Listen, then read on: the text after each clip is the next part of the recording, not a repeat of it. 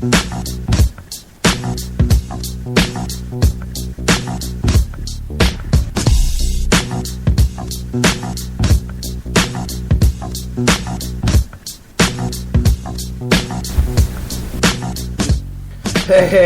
welcome in everybody. Thanks for listening. This is Real Deal Sports Talk. Happy Father's Day to all the fathers out there, young and old, new, my dad. Happy Father's Day. I got to start the show off today. By thanking my wife and my daughter. They treated me to a lovely Father's Day today. Got me a very nice new Black Lions hat. They made me a barbecue cheeseburger for lunch, and I had homemade Philly cheesesteaks for dinner. So thank you very much. I love you both. You made me have a great day. Other great things going on today. I'll talk a little bit more about fathers and their kids in sports, and a shout out to my dad here at the end of the show. But let's just get into some of the stuff that's going on right now. Game 7, Father's Day. Could fathers ask for anything more? A Game 7, a pivotal championship game, comes down on our day. Now we don't need an excuse to sit down and watch sports because, hey, it's our day. It's the end of our day. What are you going to do? Let us have some beers and sit back and watch the game, right? So this is awesome to me. I need to go back to something I said on my last show. I want to take back my rigged comment. I was frustrated at that time, looking for an explanation. And really, the rigged comment is it's kind of a cop-out, really. It's an excuse, let's face it. There is a human element to refereeing. Without any evidence that referees were specifically doing something to influence the game, it's irresponsible to talk about it as if they were for fact. So I take that back. My apologies to the refs out there. I've reffed Little League games, nothing like the NBA, but, it's hard to see everything. You're going to miss stuff. You do have to anticipate. You can't really take the human element out of the game. So, at the same time, I understand the frustration of the fans out there, the ones who are upset that Cleveland's come back or that the fouls have been inconsistent, or like I said, they're just not being called the same way they had been all season long. Things that I would like to see maybe some attention paid to tonight that I really haven't seen actually as the game's going through tonight. You haven't seen LeBron being as pushy tonight. And by pushy, I mean on his layups. When he's attacking the basket, he's not putting that forearm into people's chest and running them over, pushing them to the ground, and somehow getting a foul. You're not seeing as much of that tonight. You're not seeing the fouls in the last game where guys would get smacked around and there'd be no foul, but somebody could barely be touched and it would be a foul. You're not seeing that tonight. So I don't know what the difference is, why all of a sudden the game seems to be going a lot smoother. Maybe it's because tonight Golden State actually started off pretty well. Maybe it's because Golden State's actually playing pretty good basketball tonight and not just playing like junk. Cleveland's they're playing hard. They're still playing well. They're not missing a beat really tonight. They're staying right in it. They're keeping it close. And they're fighting. They're not going down without a swing in this one. I think they took that all the talk about them being done and no team ever coming back to heart, and they want to be the first. They want to be that team that goes out there and says, well, guess what? We did it. Here's Cleveland's championship. You haven't had one in 50 years, but here you go. And you can see that in the way they're playing. They're playing smart basketball. Again, tonight, you're going to see Kyrie and LeBron are getting their numbers. They're keeping them in the game right now. JR's having a good first half. Curry, in the last game, he just looks scared. He's looked scared or lost most of this series. It's not just out of sorts. And yes, Cleveland's been shutting down most of their pick and roll plays and covering them pretty good on switches. But that competitive fight you want to see at this point, I didn't see in Curry right now. He just seems like, I'm sick of going through the motions. Now, he's gotten off to a good start tonight. They really have gotten off to a good start hitting threes tonight. Golden State had no defense in the last couple games. Tonight, they've got very active hands. You see them with a few steals. The last few games, you saw Golden State just looking for calls. They would make a layup or try a drive or shoot a jump shot, and then They'd wait, and it was like they were waiting for the whistle to blow instead of just playing. You can't wait for the whistle. If you get a whistle, great. If not, you got to keep going. You got to keep fighting. That's what Cleveland did, and that's why they were able, in my opinion, to win those 2 games. They didn't let the lack of whistles or the whistles they were getting keep them from doing what they do. They just kept playing. They kept fighting. They kept doing what they were doing, and you see it in the numbers. You see it in the victories. They did very well for themselves. Tonight, Golden State, you haven't really seen it yet. They've been playing better, yes, but they're going to need to play with some kind of a mean side. A smart mean side, though. You know, Curry can't foul out tonight. If that happens, forget about it. Cleveland will figure out how to bring that championship back with them to Cleveland. That will happen. Draymond, they need him to continue to have the night that he's having right now. So far, he's starting off very well shooting the ball. He's starting off pretty well down low. Kevin Love tonight is very active down low. Maybe he's been listening to the criticism over the last few days about how he hasn't been rebounding, and that's what he was known for in Minnesota. And that's what basically got him his contract in Cleveland that made him a max player. Now you see him very active on the boards tonight and down low, boxing people out, trying to get loose balls. Maybe that will help also jumpstart his offense tonight. They're going to need that energy. This is Game 7. It's the end-all, be-all. For the NFL, it's the Super Bowl. For everybody else, it's Game 7. Soccer, they don't have a 7-game series either. So, first quarter, Golden State started off again tonight. In my opinion, you see Golden State, they started off a little out of sorts. Almost like the situation was too big for them. A few minutes into the first quarter, they started to hit their groove. They took a lead. You didn't see that in the last couple of games. You saw a Golden State team that just, I don't know how to explain it. It's not the exciting basketball that we're so accustomed to seeing. Cleveland really just got in their heads. That loss they've had 8 losses in the playoffs.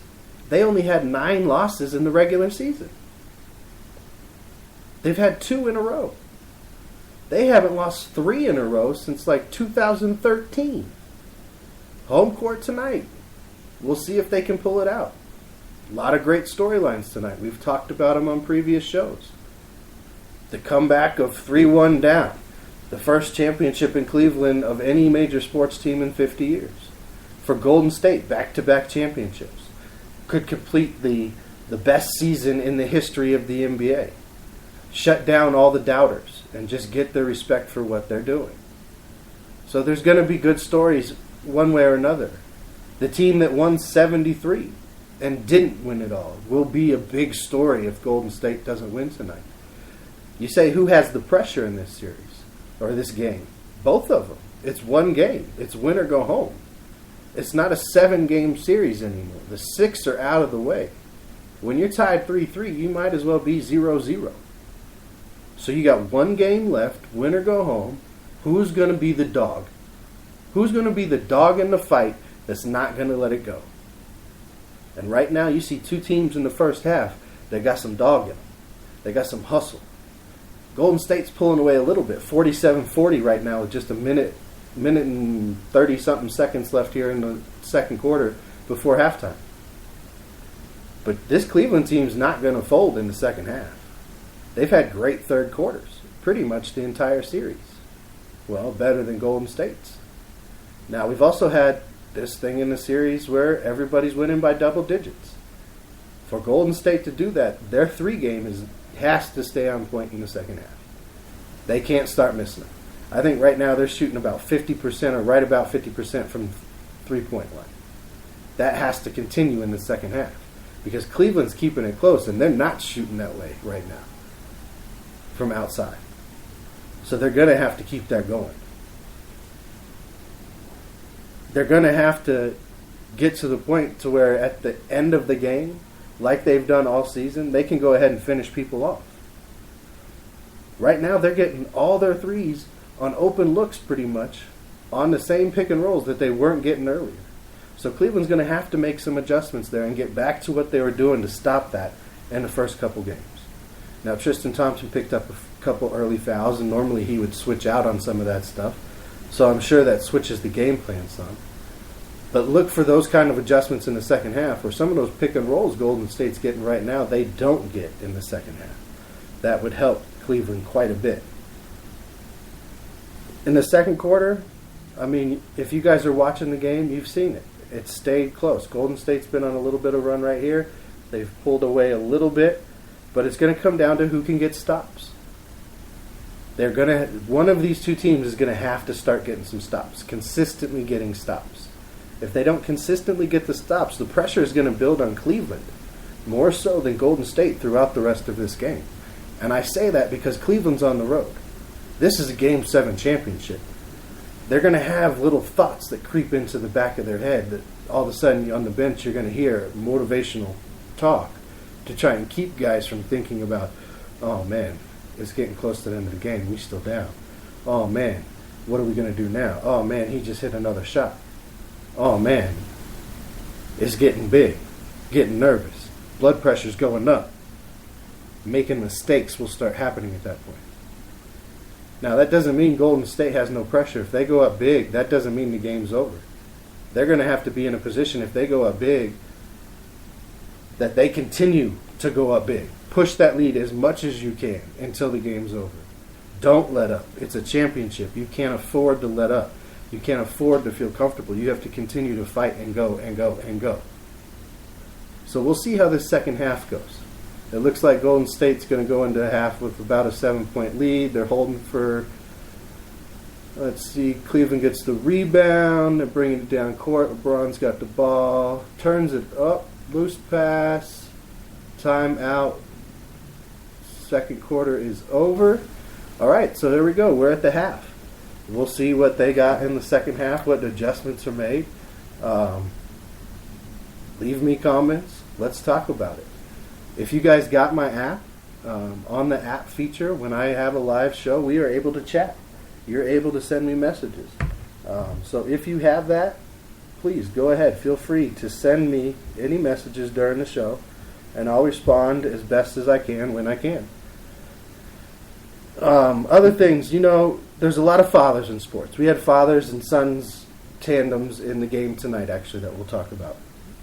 And it being Father's Day, coming into the show, I thought, hey, what kind of things am I going to talk about on the show this Sunday? It's Father's Day. I know there's the NBA Finals going on, but what could I talk about? And the obvious thing that most people think of is, okay, what athletes and their kids also play professional sports? Great topic, easy topic to think about. And as I was thinking about it, I came up with, a few names for just about every sport. Hockey, baseball, football, basketball, boxing, that just came to me off the top of my head. And I'm reading different stories throughout the week, and today one caught my eye. Ryan Ford of the Detroit Free Press wrote a story about fathers and kids in sports. It's a pretty good read. It's interesting. It's mostly fact-based, but please do check that out. And he kind of picks his favorite and the runner-up of the top 4 sports. I'll talk about it a little bit, share what he said, add in a couple other names that jumped out to me, and then I'll get into a shout-out to my dad for this here Father's Day to wrap up the show. So Ryan Ford of the Free Press writes, and this is his NHL best family, father and son or father and daughter combos in the NHL, and he picked the Howes. Great pick, Mr. Hockey. Everybody knows Gordie Howe, right?